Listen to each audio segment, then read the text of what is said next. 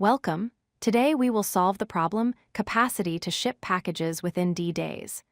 This is a classic coding interview problem that teaches a very powerful technique, using binary search on the answer space.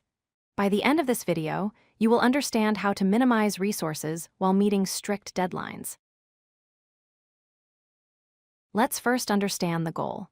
Imagine a conveyor belt carrying packages of different weights. We have a ship that picks up these packages. We are given a specific number of days, D, to transport all the packages. Our objective is to determine the minimum weight capacity the ship needs so that it can carry all packages within those D days. There are 3 critical rules. First, order matters. We must load packages in the exact sequence they appear. We cannot rearrange them. Second, we cannot split a package in half. The ship must be big enough to hold the heaviest package. Third, the total weight loaded on any single day cannot exceed the ship's capacity.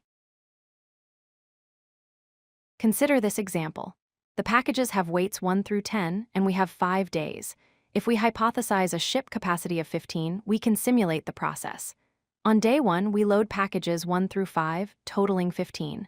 On day 2, we load 6 and 7. We continue this process. In this case, capacity 15 allows us to finish exactly in 5 days. But is 15 the smallest possible capacity? That is what we need to find. To find the optimal capacity, we first define the range of possible answers. The lower bound is the maximum single weight in the array, because the ship must at least carry the heaviest package. The upper bound is the sum of all weights, which would allow us to ship everything in just 1 day. The true answer lies somewhere between these 2 values. We could try every number from the lower bound up, but that is slow. Notice a pattern. If a capacity of X is enough, then any capacity larger than X is also enough. This sorted monotonic property is the green light for binary search. It allows us to eliminate half of the possibilities in each step. The core of our solution is a helper function, often called CanShip. It takes a proposed capacity and simulates the shipping process greedily. It iterates through the packages, adding them to the current day's load. If a package exceeds the limit, we move to the next day. Finally, it returns true if the total days used is less than or equal to our limit, D. Let's start the binary search. Our range is 10 to 55. We pick the middle value, 32. We ask our helper function, can we ship with capacity 32 within 5 days? The answer is yes.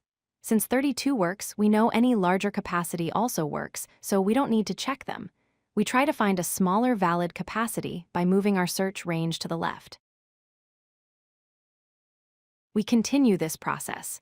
We pick a new middle, check if it works, and adjust our high or low pointers accordingly. If a capacity fails, we must increase it. If it succeeds, we save it as a potential answer and try to go lower.